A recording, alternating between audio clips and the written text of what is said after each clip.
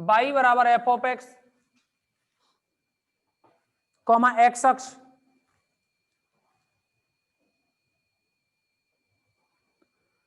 Comma x अक्ष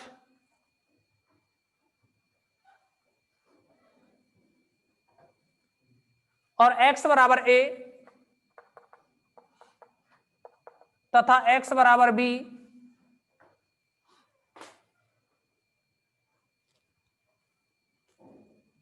कोटियों द्वारा घिरा हुआ क्षेत्रफल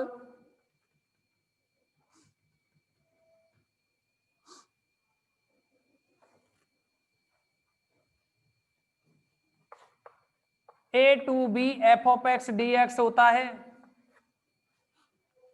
integration a to b f of x d x होता है।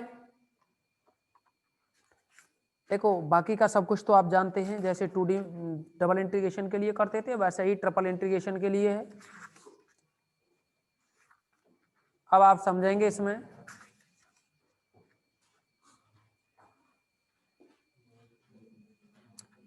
कुछ कर्व हुआ करते थे,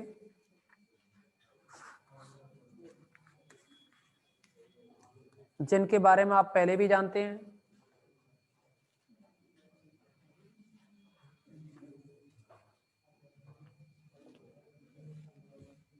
कैलकुलस की बुक किसके पास है इस समय? हाँ है क्या? नहीं है?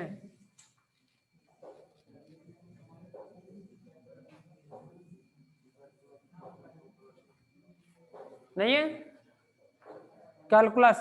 आप कलन वाली चेक करो, बैग में मिलेगी किसी न किसी के में।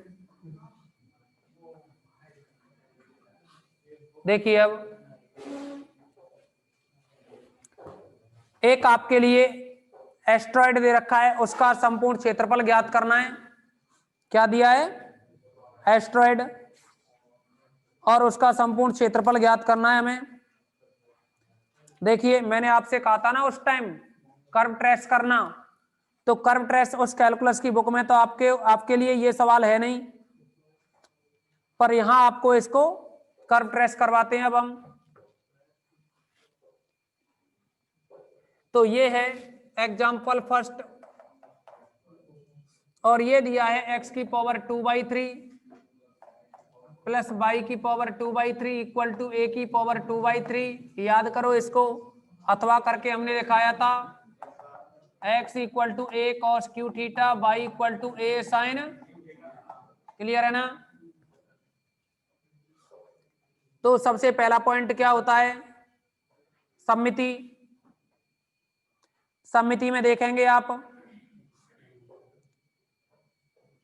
देखो सममिति में क्या था देखना, इसमें x की पावर 1/3 का स्क्वायर, 2/3 को क्या लिख सकते हो? x की पावर 1/3 का स्क्वायर और y की पावर 1/3 का स्क्वायर।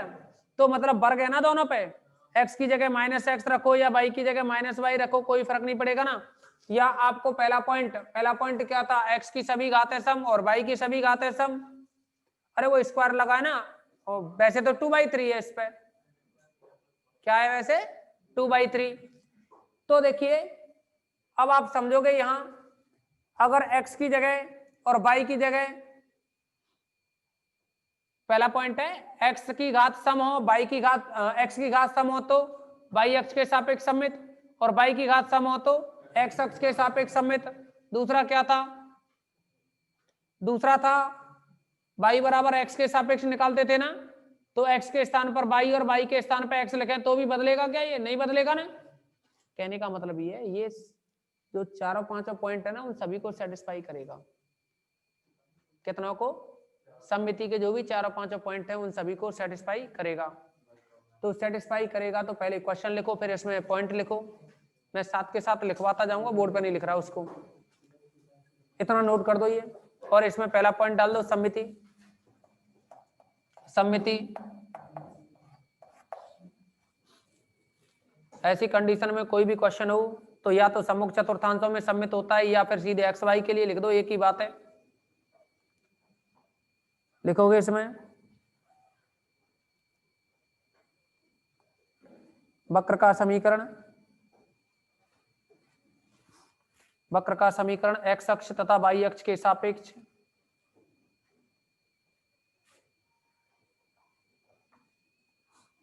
वक्र का समीकरण x अक्ष तथा y अक्ष के सापेक्ष सममित है।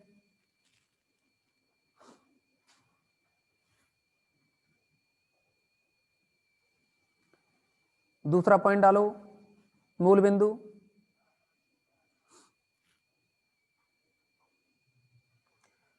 तो इसमें लिखेंगे वक्र के समीकरण में कोई अचर पद विद्यमान नहीं, सभी स्टेप वही है ना, कोई अलग तो नहीं है। वक्र के समीकरण में कोई अचर पद विद्यमान नहीं, अतः वक्र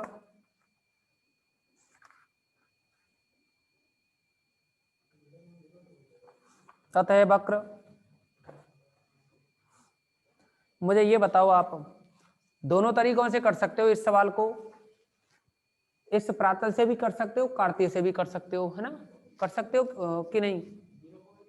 मेरी तो सुन लो, मैंने क्या लिखा है, वक्र मूल बिंदु से नहीं जाता है, यही तो लिखा है, नहीं जाता है। मेरी बात सुनो, इन पॉइंट्स को दोबारा से लिखो आप, मैं कार्टेशियन से नहीं करा रहा, क्योंकि प्रातल के कोई भी सवाल नहीं कराया था हमने, याद है ना, तो इसलिए मैं प्रातल से कराऊंगा, ठीक है ना, प्रातल के अकॉर्डिंग करा रहे हैं, इस दूसरे वाले के अकॉर्डिंग करा रहे हैं, कर्व ट्रेस। लिखोगे पहला पॉइंट सममिति, उनको थोड़ा 2 लाइन खींच के काट दो।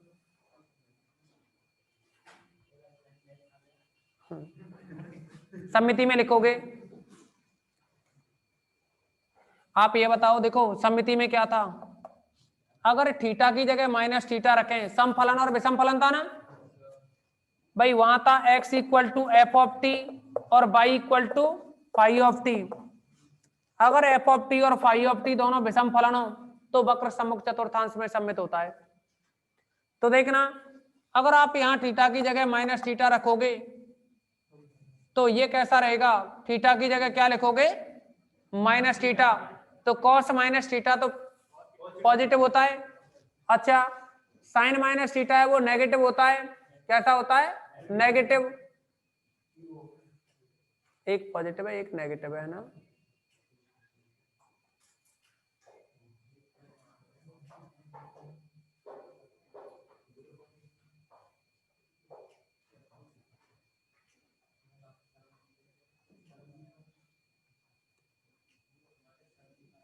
जिसके सापेक्ष सम है, y के सापेक्ष है ना, नहीं x के सापेक्ष तो समफलन है। अगर ये x के सापेक्ष समफलन है तो किसके सापेक्ष सम्मित होगा, x अक्ष के सापेक्ष होगा। जिसके सापेक्ष समफलन होता है, जो फलन समफलन हो उसी के सापेक्ष कैसा होता है, सम्मित। लेकिन ये तो चारों चतुर्थांशों में समान होता है।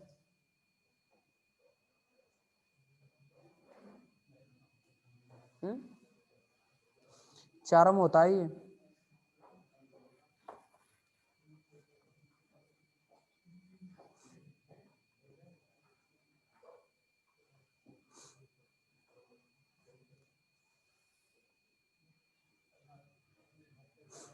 लिखो आप, इसमें लिखोगे सममिति में, क्योंकि x समफलन तथा y विषम फलन है, इसीलिए वक्र x अक्ष के सापेक्ष सम्मित होगा।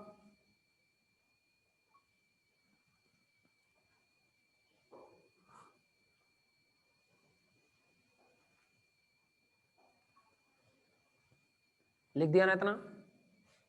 नेक्स्ट, दूसरा पॉइंट, सममिति के बाद में कौन सा है, मूल बिंदु।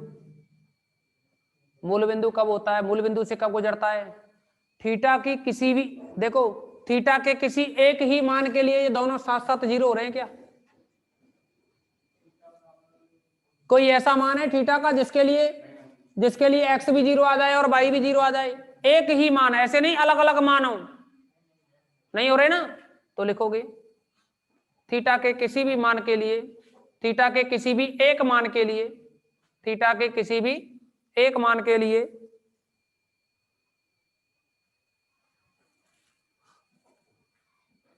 एक्स तथा वाई साथ साथ शून्य नहीं है,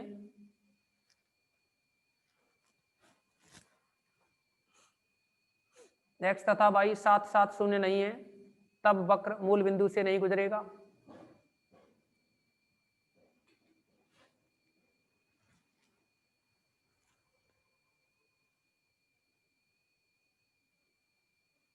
तथा मूल बिंदु पर स्पर्श रेखा के समीकरण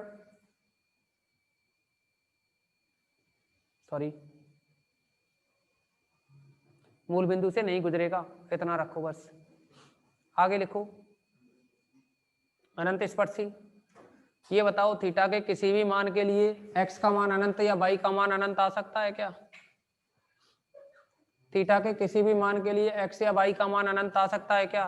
नहीं आएगा ना, तो फिर कोई अनंत स्पर्शी नहीं होगी। लिखोगे वक्र की कोई भी अनंत स्पर्शी विद्यमान नहीं है, वक्र की कोई भी अनंत स्पर्शी विद्यमान नहीं है। अगला क्या है? प्रतिच्छेद बिंदु, यही तो है। तो लिखोगे प्रतिच्छेद बिंदु में हेडिंग डालो प्रतिच्छेद बिंदु।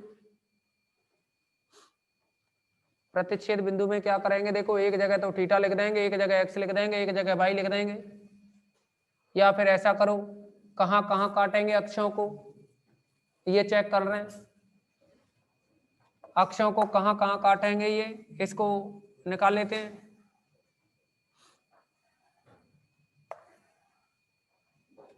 थीटा का मान, एक्स का मान, वाई का मान।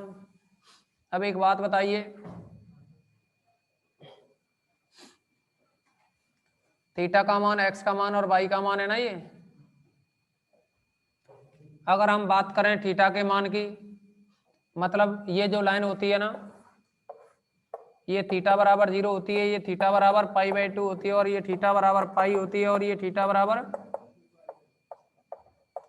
3π/2 ही तो होती है।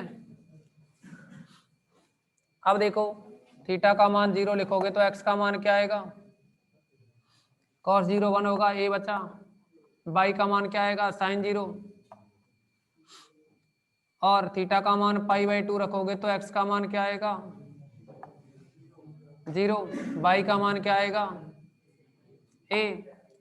और पाई पे क्या आएगा? sin पाई 0 नहीं, cos पाई माइनस ए sin पाई 0। और ये 3π/2 पे करेंगे तो कितना आएगा? cos 3π/2 0 sin 3π/2 किस में पहुंचा? पाई प्लस पाई/2 माइनस का ए, और ये फिर पुनः 0 पे ही पहुंच जाएंगे। छोड़ो इसको, 2π कहो या 0 कहो एक ही बात है ना, हाँ एक ही तो बात है ना। अतः उपरोक्त स्थितियों से प्राप्त क्षेत्र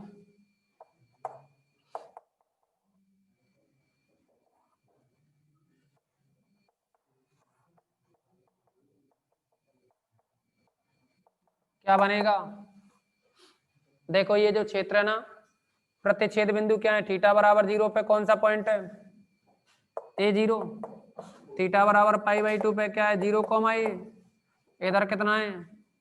-a0। इधर कितना है? 0, -a। तो देखो इनसे जो डायग्राम बनेगा ना वो ऐसा आएगा, ये चित्र बनेगा, ठीक है ना। इसका टोटल क्षेत्रफल निकालना है, एक का निकालना है, 4 का गुणा कर दें हो जाएगा, पूरा हो जाएगा कि नहीं। पट्टिका ले लो किसी के समांतर, बाई के समांतर ले ली पट्टिका हमने, कोई दिक्कत तो नहीं। अब इसका क्षेत्रफल निकालना है हमें, चित्र उधर बना दिया। तो देखिए अब अतः समाकलन की सीमा क्या बनेगी? देखना मूल बिंदु है यहाँ 0 0, तो देखो या तो अब कार्टेशियन में कर लो या कैसे भी कर लो। तो यहाँ देखो लिमिट क्या रहेगी, ये पट्टिका यहाँ से यहाँ तक जाएगी ना, कितना है? 0 से a, x = 0 से और x = a, x = 0 से और x = a। स्टॉप करना है थोड़ा।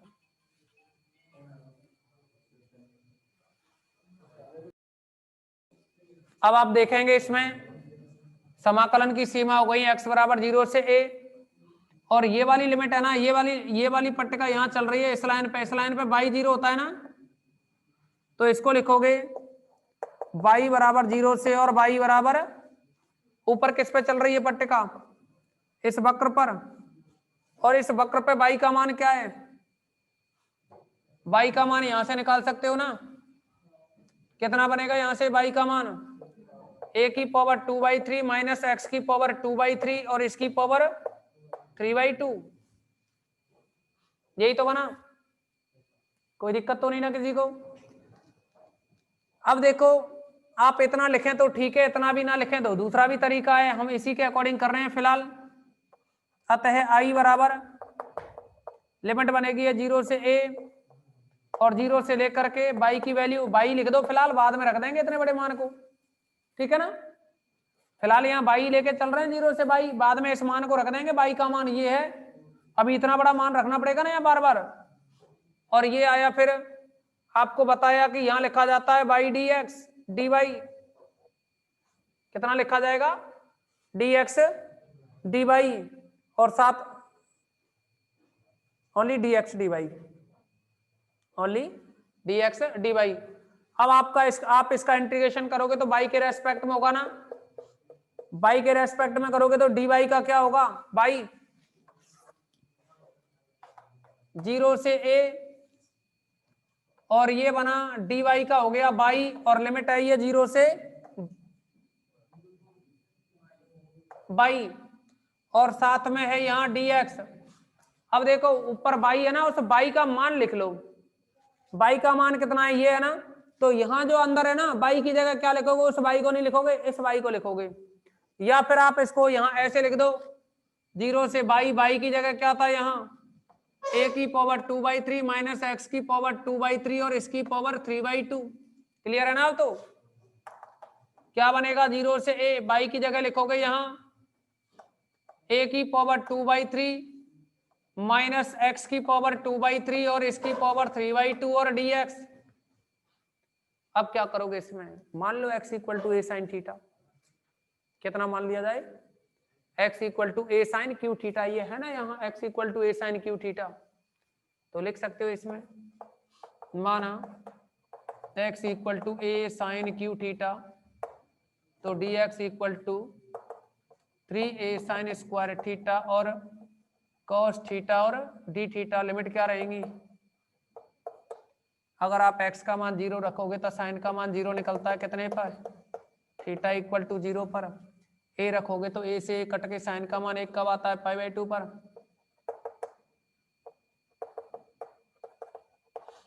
ठीक है ना, ये बन गया कि नहीं। अच्छा अब देखो इसको क्या लिखोगे, लिमिट तो हो गई 0 से π/2, a की पावर 2/3, a की पावर 2/3 और माइनस एक्स स्क्वायर का, x की जगह क्या लिखोगे, x की जगह a साइन, x की जगह a cos क्यू थीटा, तो क्या बनेगा a cos क्यू थीटा लिखोगे तो a की पावर 2/3 और cos क्यू करोगे 2/3 करोगे तो cos स्क्वायर थीटा रह जाएगा, ओनली रह जाएगा कि नहीं। बहुत गलत लिख दिया हमने, दोबारा लिखो इसको, x equal to a cos cube theta, तो यहाँ का वर्ग यहाँ आ जाएगा और एक माइनस और आ जाएगा, है ना। अच्छा लिमिट क्या रही, जब x 0 रखोगे तो cos 0 कब बनता है, π/2 पर, और ये 0 कब होता है, एक कब होगा, एक रखोगे, a रखोगे तो a से कट के cos का मान 1 आएगा π0 पर। अब देखना इसमें क्या करोगे, ये वैल्यू लिख दी ना हमने, अब dx का मान और है कितना है, माइनस का 3a sine theta cos square theta और d थीटा, क्लियर। क्या करोगे इसको, जब a की पावर 2/3 बाहर निकालोगे 3/2 से, तो a ही बन के निकलेगा बाहर, एक a यहां से निकलेगा। अच्छा ये लिमिट कितनी थी, π/2 से 0, इस माइनस की वजह से लिमिट चेंज कर दो, 0 से π/2, a की पावर 2/3 कॉमन निकालोगे तो a बन के निकलेगा कि नहीं, कितना बनेगा a, और कितना बचेगा यहाँ 1 minus cos square, cos square की पावर 3/2, तो कॉस स्क्वायर का जो 2 है ना, 2 से 2 कट के कॉस क्यू बचेगा, वो sorry 1 minus cos square sine square होगा ना, साइन स्क्वायर में से 2 कट जाएगा, साइन क्यू बचा, साइन क्यू ये और ये एक साइन, ये तो साइन 4 कितना बना, साइन 4 थीटा और कॉस स्क्वायर थीटा और डी थीटा, लेकिन ये देखिए एक 3a और है ना, तो 3 आगे लाओ, एक ये है और एक वो वहां से, तो 3a स्क्वायर बना, गामा फंक्शन काम करेगा, क्या बना ये 3a स्क्वायर, गामा फंक्शन में गामा 4 और 1 5/2, गामा 2 और 1 3/2 बटे में 2, गामा क्या आता है 4 और 2 6 और 2 8, 8 में 2 का भाग दोगे तो 4, ये बना 3a स्क्वायर, गामा 5/2 का मान है 3/2 1/2 रूट पाई, अर्थात 1/2 रूट पाई को रूट पाई बटे 2 लिख सकते हो, और गामा 3/2 का मतलब रूट पाई/2, रूट पाई/2, और ये अपॉन में आएगा 2 गुणा गामा 4 का मान 3 2 1, 3 से 3 कैंसिल, क्या आएगा रूट पाई पाई, तो ऊपर 3 है तो 3 पाई a स्क्वायर, अपॉन में आएगा 2 दूनी 4 दूनी 8 दूनी 16 दूनी 32, नोट करो। अभी 4 का गुणा और करना है ना, इसमें 4 का गुणा करोगे कि नहीं, अभी तो 1 का ही तो निकाला है, 4 का निकालने के लिए 4 का गुणा और कर देंगे आप इसमें, नोट करो इसको, 8 बचेगा ना नीचे। तो फिर आज इस मीटिंग में इतना ही रखेंगे, नेक्स्ट अगली मीटिंग में डिस्कस करेंगे, और आप इसके और भी क्वेश्चंस करके देखना।